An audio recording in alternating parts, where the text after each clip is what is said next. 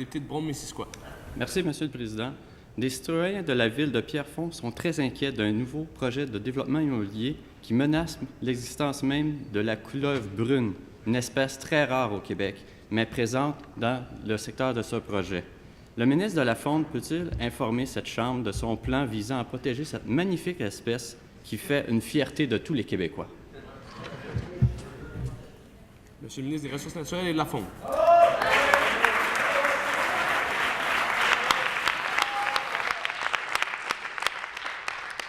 Monsieur le Président, merci beaucoup. J'ai déjà parlé en cette Chambre ce matin même du lien sentimental profond qui nous unit, moi et la faune. J'aimerais répondre aux députés d'en face simplement que n'importe quelle construction qui se fait au Québec doit d'abord passer par des consultations, malgré ce que peut en penser l'opposition. Et avant de s'attaquer à un projet immobilier, nous allons bien sûr calculer les effets néfastes pour l'environnement. Et si c'est justement, si ça menace n'importe quel être ou espèce animale, nous allons bien sûr arrêter le projet. Merci.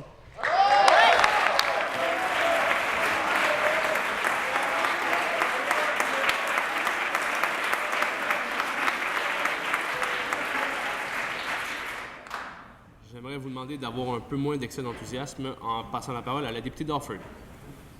Monsieur le Président, rien ne va plus. La clientèle dans les salles de bingo a chuté de 40 % depuis l'entrée en vigueur de la loi anti-tabac. Et les propriétaires ne savent plus donner la tête. Pourquoi la ministre de la Santé ne permet-elle pas l'installation de fumoirs pour ces gens dans cette industrie? Madame la ministre de la Santé et des Services sociaux.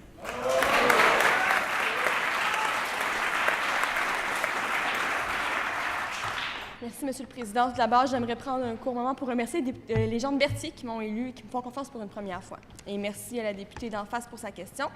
Après avoir évalué l'impact d'avoir la capacité de fumer dans les salles de bingo et le plaisir que ressentent les gens à jouer au bingo, nous avons décidé de prioriser la santé des gens, Madame. Merci. Voilà.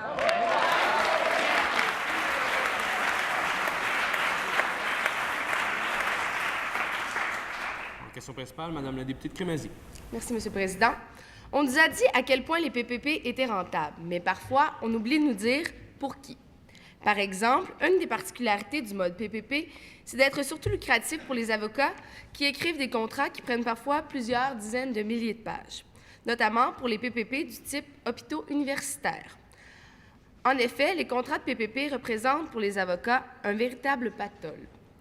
Est-ce que le président du Conseil du Trésor peut nous confirmer aujourd'hui que l'Agence des PPP n'a pas à respecter le tarif d'avocat établi par le ministère de la Justice et que l'Agence est libre de fixer, comme elle l'entend, les taux horaires des avocats avec qui elle contracte les contrats juridiques? Monsieur le président du Conseil du Trésor.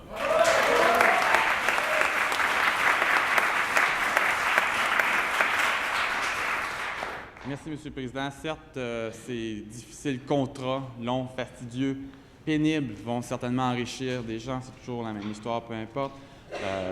Dans ce cas-ci, je fais tout à fait confiance au gestionnaire des PPP. L'actuel sous-ministre s'occupe, l'équivalent est un homme à qui on peut accorder une très grande confiance. Je sais qu'il a mon entière confiance, je sais qu'il est capable et c'est certain que, mais c'est nouveau, c'est un ministère c'est un organisme assez nouveau. Et on va s'assurer de remédier aux problèmes quelconques qui pourraient survenir. Merci. Bravo!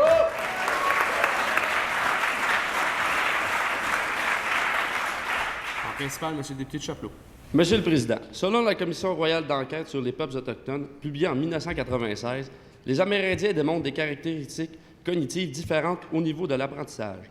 Ceci entraîne donc des grands problèmes au niveau des transferts de connaissances entre professeurs et élèves dans nos écoles. Alors, qu'est-ce que le ministre de l'Éducation entend faire pour pallier à cette problématique? Merci. Monsieur le ministre de l'Éducation.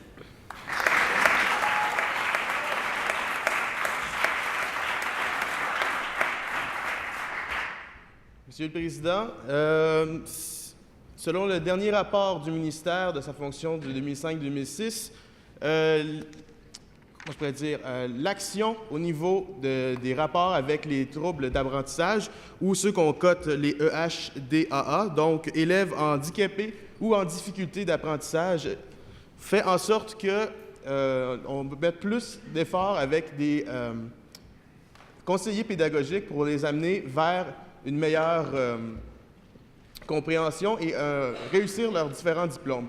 Pour ce qui est des côtés autochtones, nous avons investi l'année passée plus d'argent, c'est marqué dans le rapport annuel, pour justement mieux développer l'enseignement dans les réserves autochtones. Merci.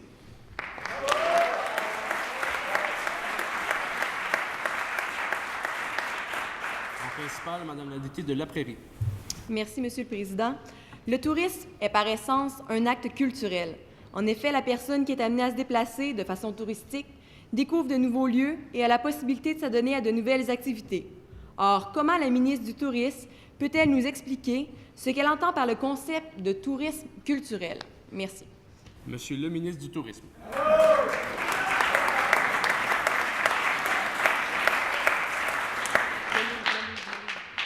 Merci. Le tourisme... C'est bon, Monsieur le Président, le tourisme culturel est une de nos forces présentement au Québec, car en Amérique du Nord, nous sommes une culture particulière. Nous sommes la seule culture francophone d'Amérique du Nord. Le tourisme culturel, ça peut avoir plusieurs faces. Il y a par exemple la gastronomie à Montréal qui est reconnue internationalement.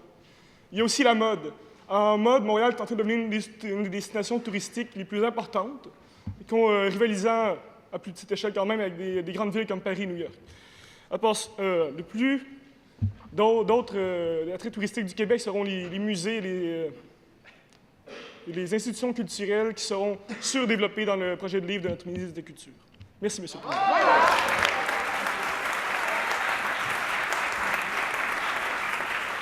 En principal, Monsieur le député de Notre-Dame-de-Grâce. Monsieur le Président, le manoir de Mascouche est dans un état lamentable, Monsieur le Président.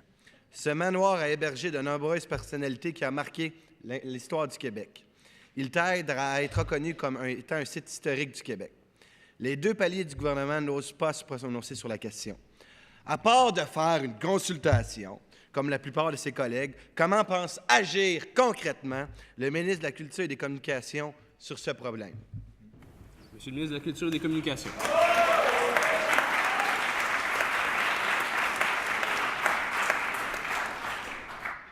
Monsieur le Président, je remercie le député d'en face pour avoir soulevé ce problème.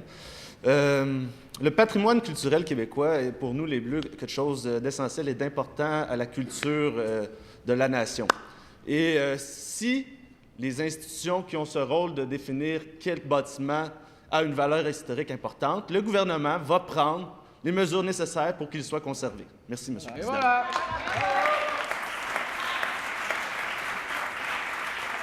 Complémentaire, Monsieur le député de Notre-Dame-de-Grâce. En sachant que ce manoir appartient à l'UQAM, que l'UQAM veut se débarrasser de plusieurs bâtiments faute d'argent et que la Sûreté du Québec est présentement le locataire, que fera le ministre de la Culture et des Communications lorsque d'ici peu, soit 6 mois environ, la Sûreté du Québec quittera ce manoir pour des locaux nouveaux, Monsieur le Président?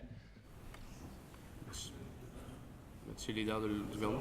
Le 59, en période de questions-réponses, ne peut pas avoir de supposition, et alors il y avait une supposition dans la question du député en face. Monsieur le leader de l'opposition. Monsieur le Président, le député mentionne que ce sont des faits. Je ne suis pas à même de juger si c'est des suppositions ou des faits, mais je vous demanderai de vous en tenir à la question. Donc, je vais poser la question, demander au ministre de la Culture de répondre à la question rapidement.